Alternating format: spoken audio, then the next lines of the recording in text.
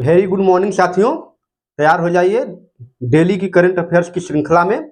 जैसा कि हम शुरू करते हैं प्रश्नों के साथ अपने, तो आज का पहला प्रश्न ये स्क्रीन पे है, इसको आप देखिए। डेटा संरक्षण दिवस हर वर्ष कब मनाया जाता है? डेटा प्रोटेक्शन डे हर वर्ष कब मनाया जाता है?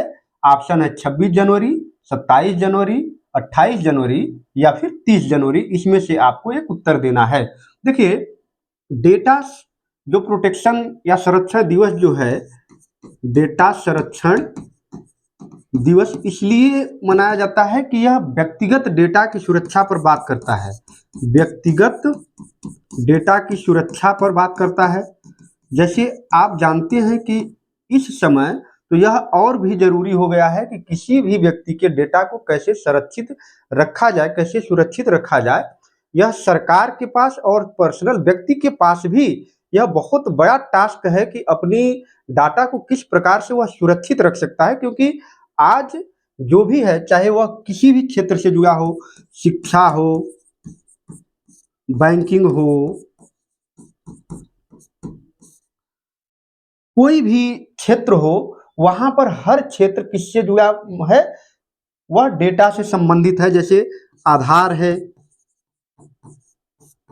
पैन है, बैंकिंग कार्ड है, बैंकिंग पासबुक जिसको बोलते हैं। आप सुने होंगे कि किसी के पासबुक से किसी ने फोन करके ओटीपी मांग करके पैसा निकाल लिया।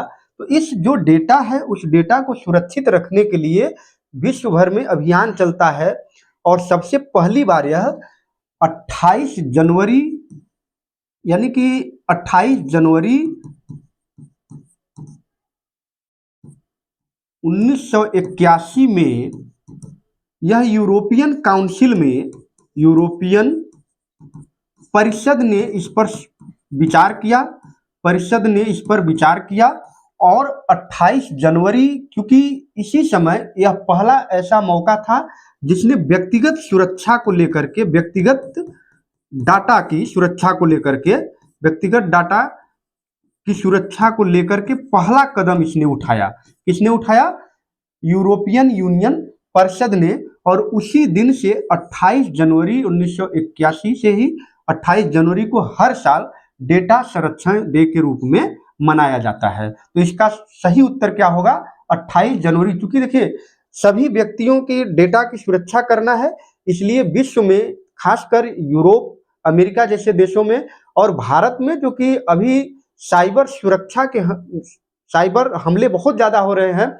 और क्यों हो रहा है? कि डाटा हैकिंग का मामला सुनते हैं कि किसी भी व्यक्ति का पर्सनल डाटा हैक कर लिया गया। चाहे वो, देखिए, कई ऐसे हैं, एप्लीकेशन है जो डाटा को हैक करते हैं। जैसे मामला यह भी उठता है कि क्या फेसबुक, इंस्टाग्राम, जो अभी ट्विटर है जिसको एक्स हैंडल हम बोलते हैं, यहां पे क्या किसी व्यक्ति के डाटा सुरक्षित है? देखना यह है कि यहाँ पे क्या किसी व्यक्ति के डाटा सुरक्षित हैं कि नहीं है। तो इसको लेकर के भी यह एक मामला हो जाता है कि डाटा की सुरक्षा पर विशेष ध्यान दिया जाए। कई बार आप एआई आ गया है इस समय, तो और खतरा है। किसी भी व्यक्ति का फोटो बना दिया जा रहा है या किसी ऐसे कामों में उसको संलिप्त दिखाया जा रहा है, फेक बना करके, जो कि वो काम कर भी नहीं रहा है। तो यहाँ और भी गंभीर मामला हो जाता है डेटा संरक्षण को लेकर के। आइए इसका थोड़ा सा और एक्सप्लेनेशन हम देख सकते हैं कि व्यक्तिगत डेटा, जैसा कि मैंने बताया कि महत्वपूर्ण, जैसे इंटरनेट है, सोशल मीडिया है, मोबाइल ऐप्स है और ऑनलाइन सेवाओं में डेटा की सुरक्षा जरूरी हो जाता है। साइबर अपराध से बचने के लिए, डेटा को बचाना, दुरुपयोग रोकने के लिए डाटा को संरक्षित करना, सुरक्षित रखना, यह सरकार की जिम्मेदारी हो जाती है।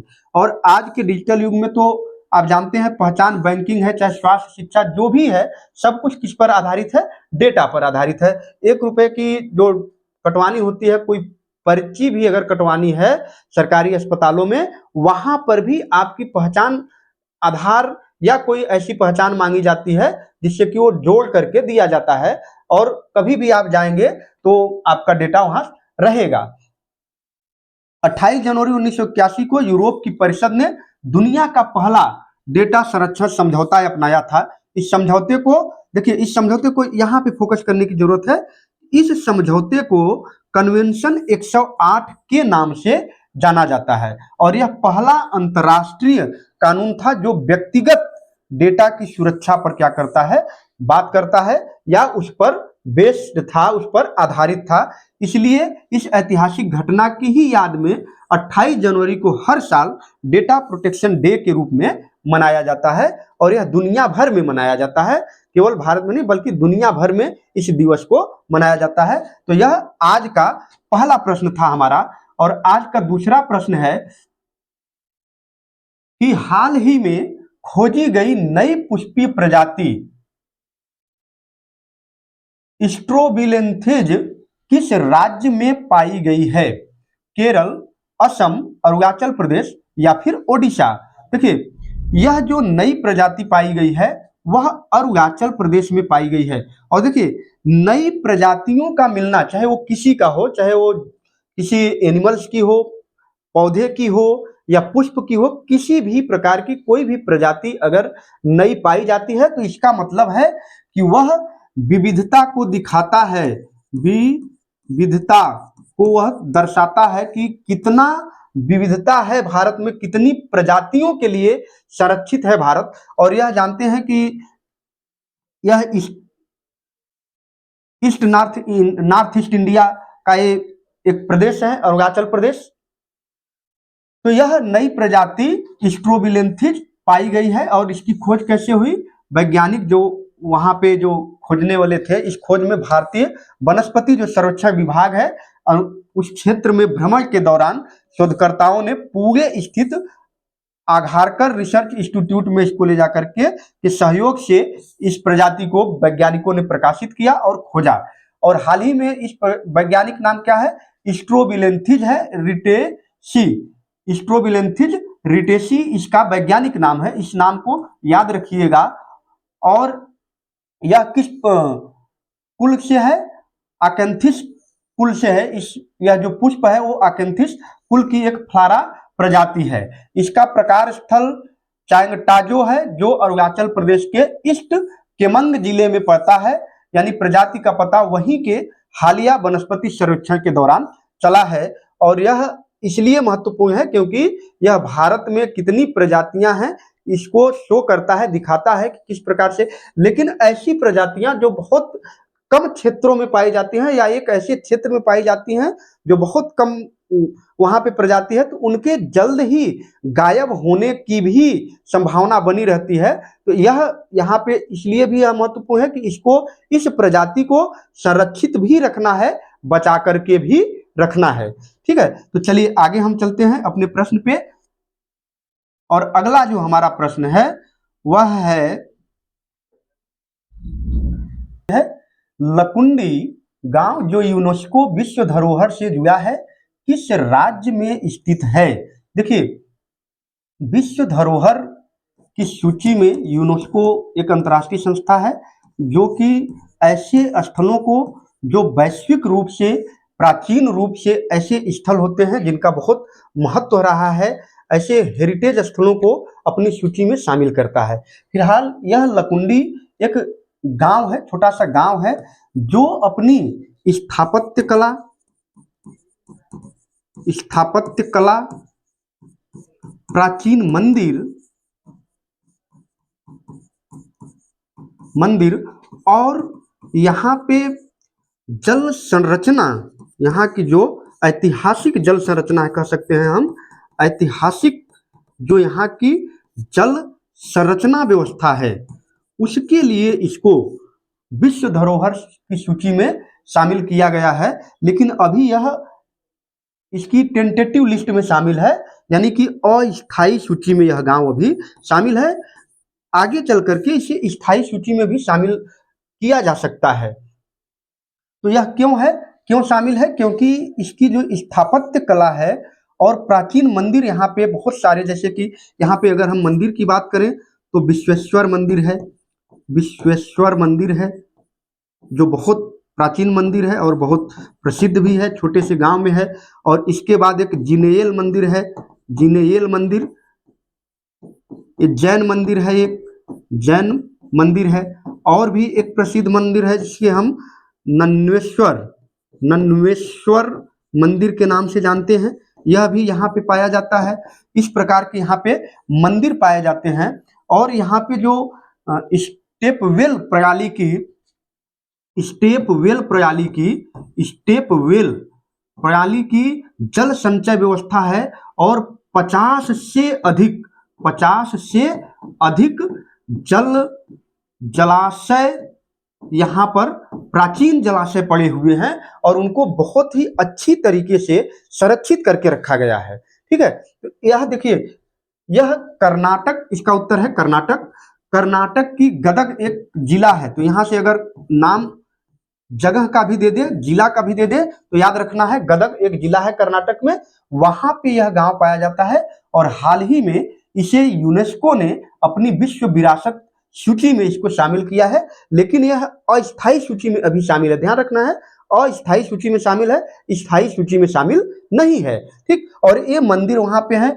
और क्या क्या चीजें हैं, 50 से अधिक जलाशय है जिसको संरक्षित करके रखा गया है, बहुत सुंदर तरीके से रखा गया है। और यह जो केंद्र पड़ता है, यह केंद्र ध्यान रखिए, ये कर्नाटक चालुक्यों वाला क्षेत्र है। 10वीं-11वीं शताब्दी में, 10वीं से 12वीं शताब्दी के मध्य यहाँ पे ये पश्चिमी जो चालुक्य शासन था, पश्चिमी चालुक्य शासन का यह केंद्र था। यह स्थान पश्चिमी चालुक्य शासन का केंद्र था। चालुक्य आप जानते हैं कि अपनी स्थापत्य कला, अपनी कलाओं के लिए, अपनी विश्व प्रसिद्ध मंदिरों के लिए जाना जाता है, उसको हम याद करते हैं। और बहुत ऐतिहासिक मंदिर उन्होंने बनाया है, उत्कृष्ट शैलियां देखने को मिलती है मंदिरों की। ठीक है, लकुंडी देखिए कहाँ स्थित है, कर्नाटक, गदग, कहाँ पे, उत्तरी कर्नाटक में पड़ता है। छोटा सा ऐतिहासिक गांव है, लेकिन इसका महत्व बहुत बड़ी है विश्व धरोहर संबंध से। लकुंडी गांव को यूनेस्को की विश्व धरोहर की अस्थायी सूची, बार बार मैं बोल रहा हूं, अस्थायी सूची में शामिल किया गया है। यह दर्जा इसके प्राचीन मंदिरों, स्थापत्य कला और ऐतिहासिक जल संरचनाओं के कारण मिला हुआ है। और आगे चल करके इसे पूर्ण या स्थायी विश्व धरोहर की सूची में शामिल किया जा सकता है। अगला प्रश्न है, हाल ही में किस राज्य ने समान नागरिक संहिता यूसीसी यानी यूनियन सिविल कोड अध्यादेश लागू किया है? उत्तर प्रदेश, हिमाचल प्रदेश, उत्तराखंड या फिर गुजरात? इसका उत्तर सोचिए, तब तक मैं आपको कुछ इसके संवैधानिक महत्व बताता हूं।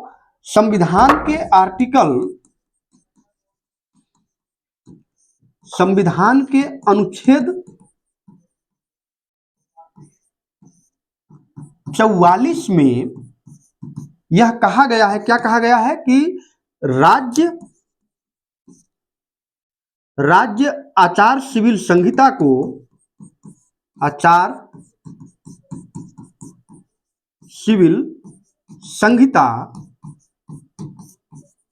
लागू करेंगे। लेकिन चूंकि आप जानते हैं कि आर्टिकल 44 किस में पड़ता है, राज्य के नीति निदेशक तत्वों में पड़ता है। राज्य के नीति निदेशक तत्व में यह आता है आर्टिकल 44। ठीक, आर्टिकल 44 में सभी राज्यों के लिए कहा गया है कि यह जारी करेंगे, लेकिन कब करेंगे यह बाधित नहीं है। ध्यान रखना है कि यह बाधित नहीं है। और आचार सिविल संहिता क्या होता है, खास करके जो सामाजिक मामले हैं उनमें बराबरी, यानी कि वहां पे लिंग, धर्म, जाति के आधार पे भेदभाव न हो, अलग अलग कानून न बने, इसके लिए आचार सिविल संहिता काम करता है या उसके लिए बनाया जाता है। जैसे किस मामलों में, जैसे विवाह, तलाक, गोद लेना, ये जो ऐसे मामले हैं, इन मामलों में यह बात करता है कि सामान्य नियम लागू हो। जैसे आप जानते हैं कि जो हिंदू धर्म है, हिंदू धर्म में जो विवाह की पद्धति अलग है या उनके लिए नियम कानून थोड़े से अलग हैं। और वहीं अगर हम मुस्लिम की बात करें तो मुस्लिम में थोड़ा अलग है, उनका अपना कानून चलता है, शरीयत, उसके अनुसार वो काम करते हैं। यह कानून यह कहता है कि इन मामलों में किसी भी व्यक्ति को समान रूप से जो कानून लागू होंगे वो सभी कानून सबके लिए बराबर होंगे। जैसे तलाक के जो मामले, इसी को मद्देनजर रखते हुए आप जानते हैं कि 3 तलाक को समाप्त किया गया। 3 तलाक ये क्या था? 3 तलाक जो था वह अलग से एक कानून था, यह धार्मिक रूप से लागू होता था। 3 तलाक का केस हिंदू धर्म में नहीं था, या जैन धर्म में नहीं था, या पर्शियन में नहीं, वो किस में है? केवल यह मामला मुस्लिमों में था। 3 तलाक की 3 बार तलाक तलाक कह दिए तो तलाक हो गया। इसको बराबर लाने के लिए या सभी व्यक्तियों को बराबर ट्रीट करने के लिए कि सबको बराबर हो, अभी ध्यान रखना है कि सभी राज्यों में यह लागू नहीं है, अभी भी धार्मिक कानून ही चलते हैं। इन मामलों में गोद किसी को कैसे कोई ले सकता है, प्रॉपर्टी का हक कैसे हो सकता है, इसके लिए जो नियम कानून होंगे वह अलग अलग होता है, अलग अलग धर्मों के लिए, इवन अलग अलग जातियों के लिए। लिंग के आधार पे उनमें भेदभाव नहीं किया जाएगा। यह 2025 में 27 जनवरी 2025 पहला राज्य उत्तराखंड बना था जिसने इसे लागू किया था। अपने यहाँ आचार सिविल संहिता को लागू करने वाला राज्य 2025 में कौन था? उत्तराखंड था। लेकिन हाल ही में यह मामला फिर से इसलिए है कि उसमें एक अध्यादेश के द्वारा फिर से उसमें थोड़ा सा संशोधन किया गया है, इसलिए यह मामला हाईलाइटेड है। आप जानते हैं कि कोई भी अध्यादेश आर्टिकल 213 के तहत राज्यपाल को यह अधिकार है, राज्यपाल को अधिकार देता है क्या?